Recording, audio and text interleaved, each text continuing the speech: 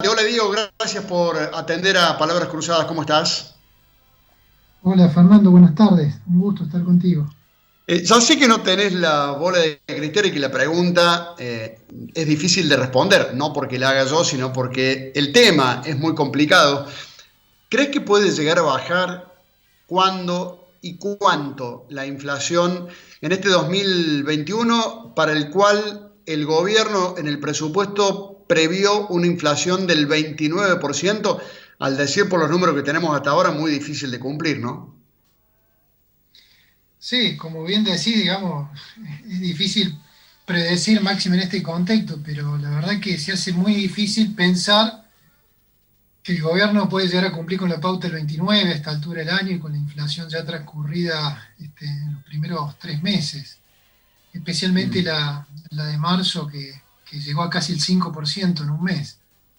Lo más probable es que la inflación termine siendo la que viene predeciendo el mercado, lo que se llama un relevamiento de expectativas que hay, que oscila en general entre 44 y 48% anual, lo cual lo ubicaría entre un 60 o un 80% arriba de la que el gobierno predijo en el presupuesto nacional. Yo quiero creer que la inflación va a andar en ese rango, es decir, 45-50 para simplificarlo.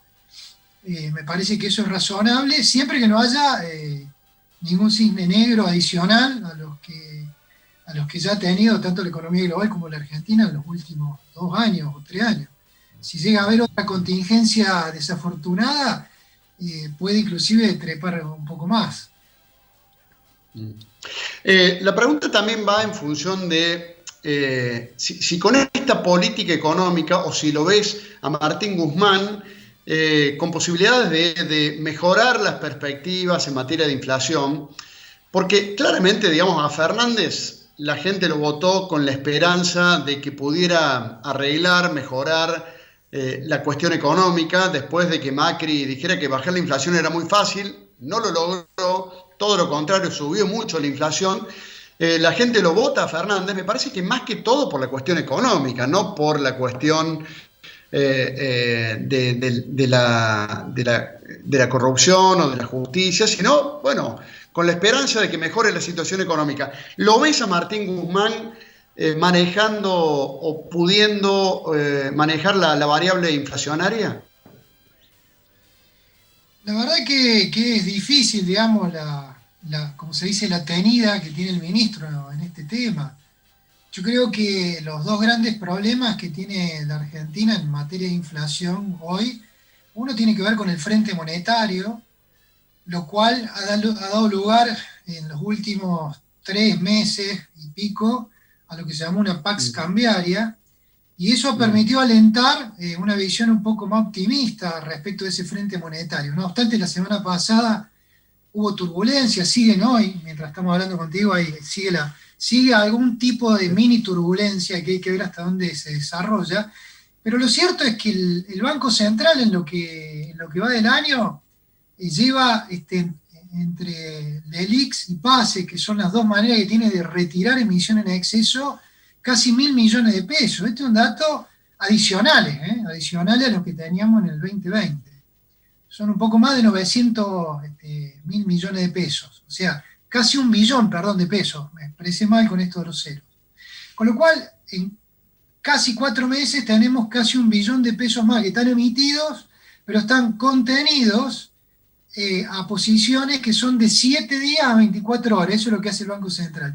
Si eso en algún momento se hubiera obligado a ir hacia la economía real o hacia las cuentas de los bancos o a otro tipo de decisiones, evidentemente eso impactaría sobre la parte inflacionaria.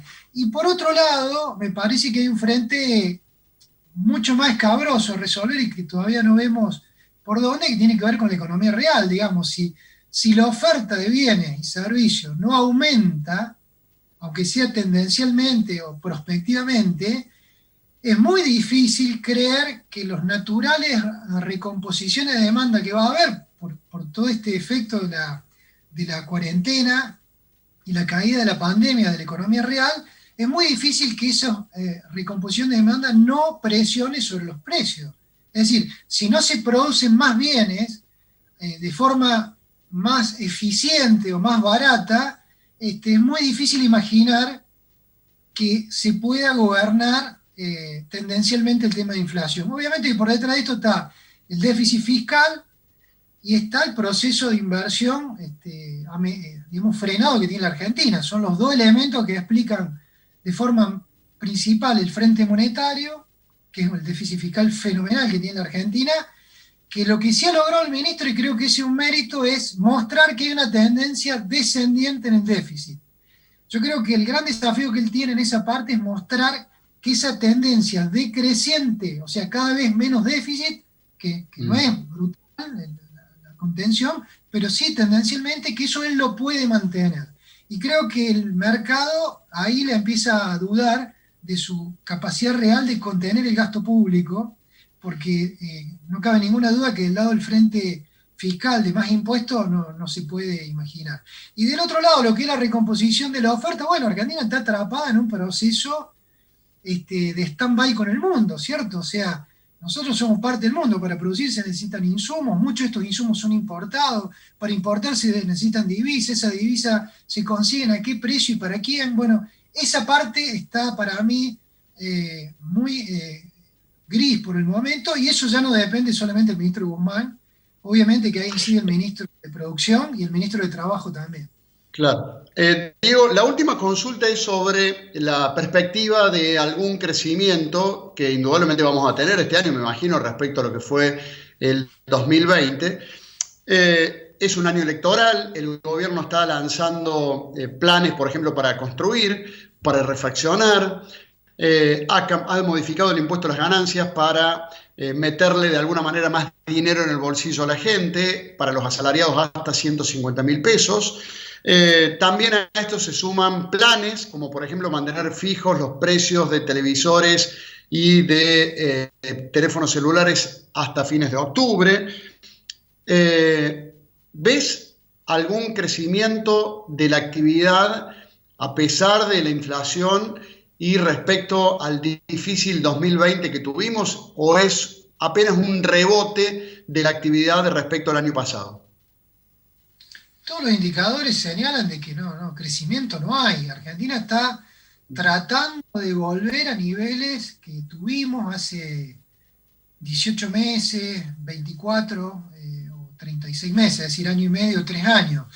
Y esa recuperación, que es lo que se le suele llamar rebote, es de una manera bastante tenue, porque pensemos que hoy la proyección del mercado indica que la recuperación del producto en Argentina, de lo que producimos, estaría en el orden del 6% este año.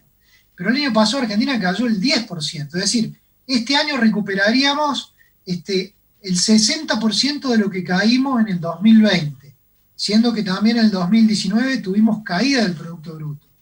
Con lo cual, cuesta creer que con estos niveles de déficit fiscal actuales, con estos volúmenes enormes de crecimiento de emisión monetaria contenida a través de estos recursos que tiene el regulador, como son los PASE o las LELIQ, que te señalaba que están este año solamente en el orden de 1 billón de pesos, sumado a los problemas que tenemos en materia de acceso a las divisas para optimizar el entramado productivo, cuesta creer que Argentina de pronto encuentre un sendero rápido de recuperación y una vuelta al sendero del crecimiento. En este punto yo creo que es muy diferente la situación al post-2001, ¿cierto? La situación del post-2001 era una situación donde rápidamente Argentina eliminó el déficit fiscal. Ya para el año 2003 Argentina dejó de tener déficit fiscal prácticamente, y por otro lado el acceso a las divisas se normalizó también para comienzo del 2003. Con lo cual, quienes buscan el aumento del producto y un rebote, entre comillas, como se le llama, al proceso de la recomposición de demanda, buscar el ejemplo de hace 20 años atrás, bueno, hay algunos elementos que son diferenciales y son de carácter estructural. Claramente, el desafío del gobierno es mostrar de que el déficit fiscal se puede financiar con el ahorro interno, y eso aún no se ve.